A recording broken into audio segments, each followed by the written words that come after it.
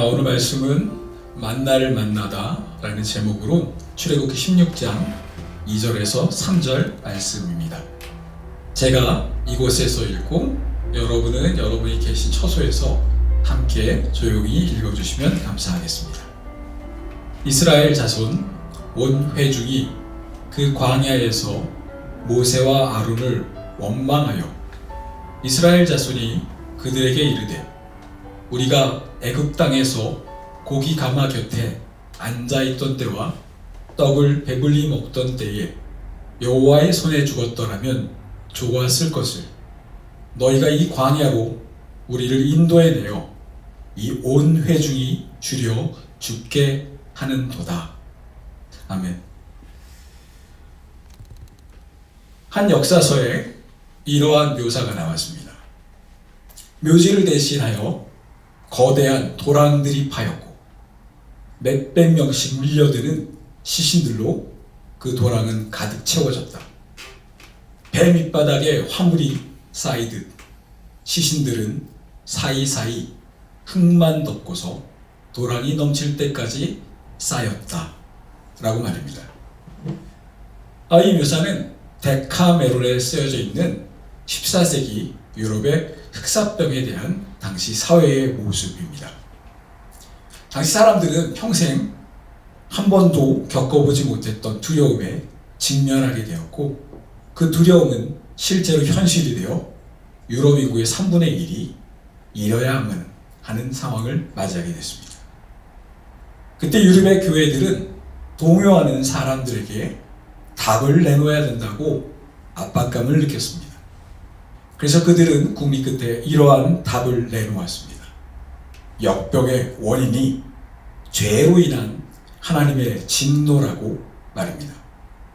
또한 그 죄의 원인으로 그들이 지목했던 사람들은 마녀와 유대인들이었습니다. 유럽 사회는 이들을 사냥하고 이들을 화형시킴으로 말미암아 그들의 두려움을 이기고 이 상황을 타개하려고 하는 어처구니 없는 일이 벌어졌습니다. 실상 그 당시 수많은 사람들이 죽어갈 때 게토라는 지역 공동체를 이루고 있던 유대인들은 아무도 그 병에 걸리지 않았다라고 평가하고 있습니다.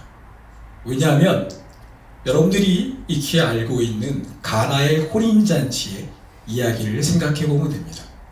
가나의 혼인잔치에 예수님께서 물로 포도주를 만드신 항아리가 있습니다. 6개의 항아리죠. 성경은 그것을 일컬어 정결 예식에 쓰이는 물이 담겨져 있는 항아리라고 합니다. 즉 유대인들은 오고 나가며 그리고 모일 때 그 항아리 6개의 자신의 손을 다 담금으로 정결한 깨끗한 상황을 유지했다라고 합니다. 게토에 모였던 공동체도 그러한 일들을 하였기 때문에 지금으로 본다면 손을 씻고 손이 얼굴에 닿는 것을 막기만 해도 전염병의 80%가 막을 수 있다는 그것을 그들은 이미 실천했던 겁니다. 그럼에도 불구하고 유대인들, 유럽 사람들은 이들이 이 역병의 원인이라 하여 240개의 게토에 있는 공동체의 유대인들을 화형시켜 죽었습니다.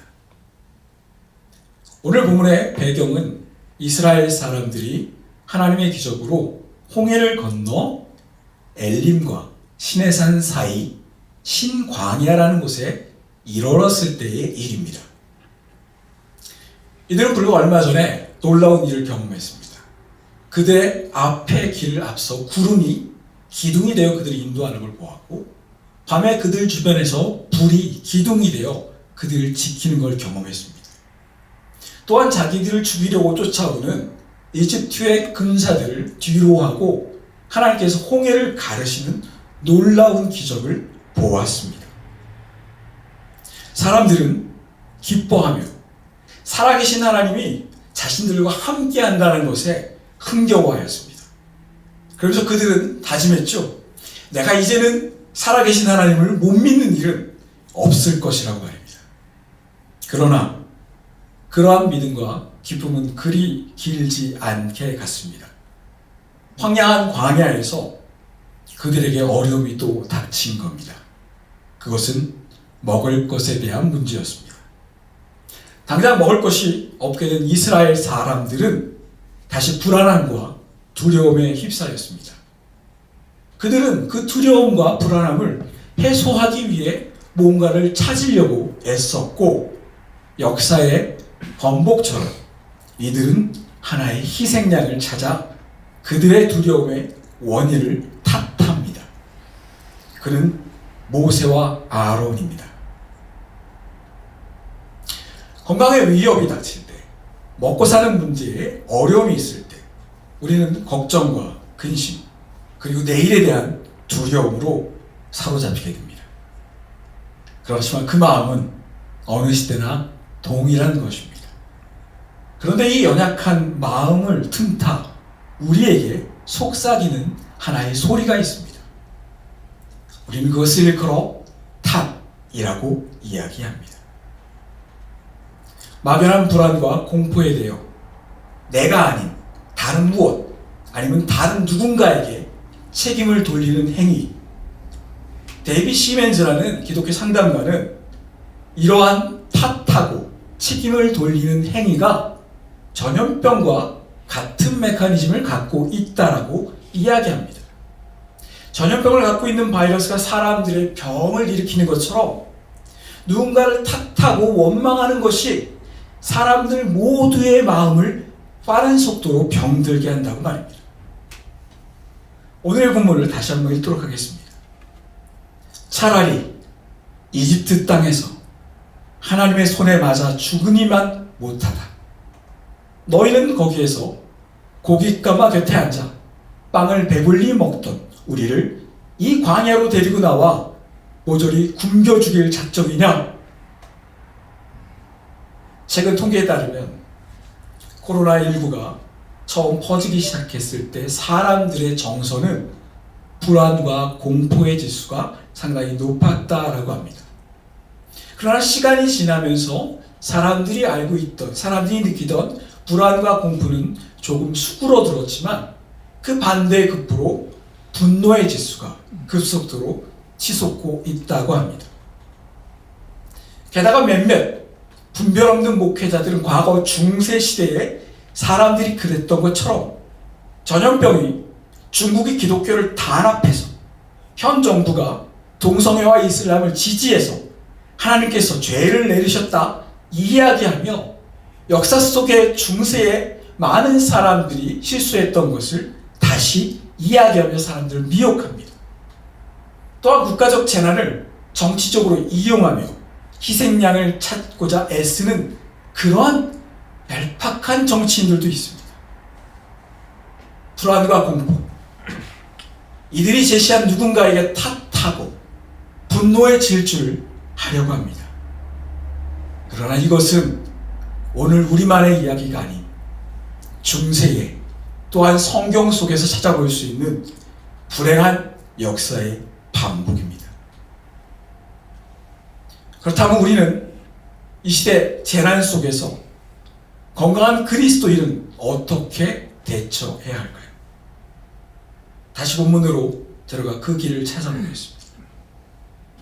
이스라엘 사람들이 공포와 분노로 모세와 아론을 몰아세울 때 하나님께서는 그들에게 이전에 결코 볼 수 없었던, 어느 조상에게도 들어보지 못했던 놀라운 기적 하나를 베푸십니다. 그 기적은 그들이 경작하지도 않았고 자연적으로 발생했다라는 것도 아니고 설명도 이해도 할 수 없는 방식으로 단지 저녁을 지나고 아침이 되면 주변에서 찾을 수 있는 한 번도 먹어보지 못한 식량, 즉 만나가 주어지는 기적이 벌어진 겁니다. 그것은 어떠한 설명으로도 그 출처를 이야기하기 어려운 것이었습니다. 그러게 모든 이들은 이것이 하나님께서 주셨다는 것을 믿을 수밖에 없었습니다. 이것이 놀라웠던 이스라엘 사람들은 그 만나를 십계명이 놓였던 언약궤, 법궤에 넣어 그것을 기념하려고 했다고 합니다. 사람들이 생각했습니다. 우리 하나님이 나에게 먹을 것도 주셔. 나의 어려움 속에서 나를 건지기도 하셔. 하나님은 이렇게 능력 있고 모든 것을 하실 수 있는 분이야 라고 이야기하지만 사람들의 마음속에 숨겨진 생각을 하나님은 아셨습니다. 그들이 안전한 것, 그들이 배부른 것, 그들에게 충만해지고 그들을 안전하게 느껴지는 모든 것들이 그 자리에 그들의 가슴 속에 더욱더 자리 잡기 시작한 겁니다. 그러면서 하나님께서는 이 만나를 주신 이유가 이것이다 라고 정확하게 다시 설명하십니다. 신명기 8장 2절입니다. 내 하나님 여호와께서 이 40년 동안 너로 광야의 길을 걷게 하신 것을 기억하라. 이는 너를 낮추시고 너를 시험하사 내 마음이 어떠한지 그 명령을 지키는지 지키지 아니하는지 알려 하심이라.